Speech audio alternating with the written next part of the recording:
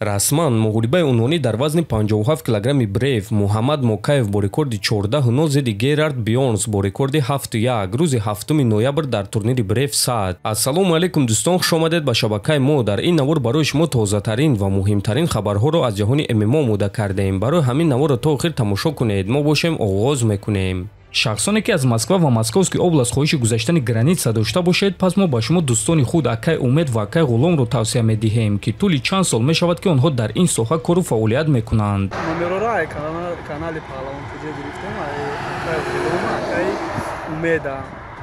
Хай беҳтарин даъмати калон ки рафтем 100 рӯз граница гузаштем.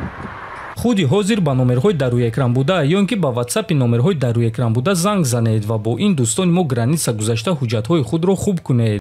чемпиони пешинаи UFC TJ Dillashaw гуфт ки тарафи сустӣ Мераб Двалишвили дар чист.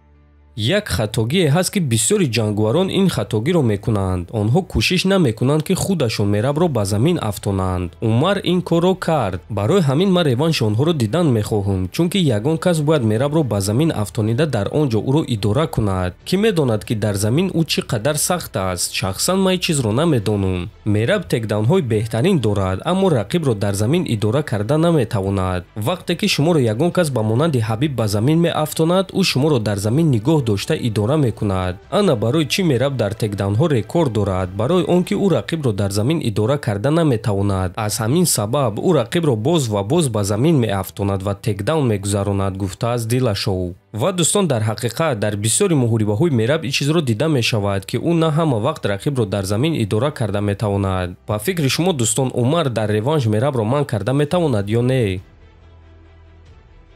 ҷангори вазни сабуки UFC Арманд Сарукян гуфт ки Ҷастин Гейҷи муҳориба зидди ӯро қабул накард.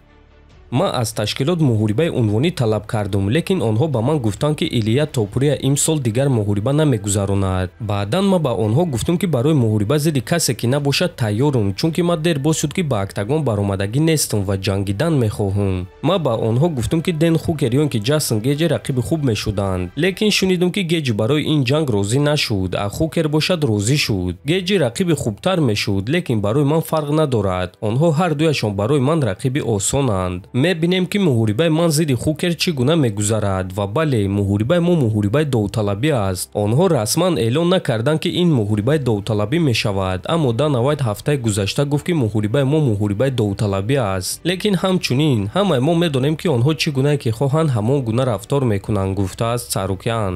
ва дӯстон, дар ҳақиқат дар пресс-конференсия баъди турнири UFC 320 Дана Вайт гуфт ки муҳорибаи Сарукян зидди Хукер муҳорибаи довталабӣ аст ва ғолиби муҳорибаи онҳо барои камарбанд меҷангад. довталаб барои камарбанди вазни нимёна UFC Ислам Махачев Усман Нурмагомедов ва рақиби ӯ Пол Хьюзро дар UFC дидан мехоҳад ва боварӣ дорад ки шарики спарингӣ ва ҳамдастааш Усман Нурмагомедов дар UFC чемпион шуда метавонад. онҳо ҳардуяшон ҷангуварони хеле сахтанд ва ман онҳоро дар UFC интизорам. онҳо бояд ки ба UFC биёянд. ҳардуяшон малакаҳои беҳтарин ва дар сатҳи баланд доранд ва ман барои Усман хеле шодам ки ӯ пирӯз шуд. Усман ҳамон шахсе ҳаст ки бояд ба ин ҷо биёяд ва чемпиони навбатии UFC шавад, гуфтааст Махачев. хотиррасон мекунем ки Усман Нурмагомедов 27-сола буда рекорди 20-0 дорад ва ӯ чемпиони вазни сабуки Bellator ва чемпиони вазни сабуки PFL аст. дӯстон, шумо бо суханҳои Ислам розӣ ҳастед ки Усман Нурмагомедов чемпиони UFC дар вазни сабук шуда метавонад, ё ин ки чунин ҷангуварон ба монанди Топурия, Сарукян, Гейҷи, Холлуэй, Оливейра ӯро манъ мекунанд? метавонед фикрҳои худро нависед. ҳатман дар YouTube канали мо обуна шавед. то боздид, хонободу сарбаланд бошед.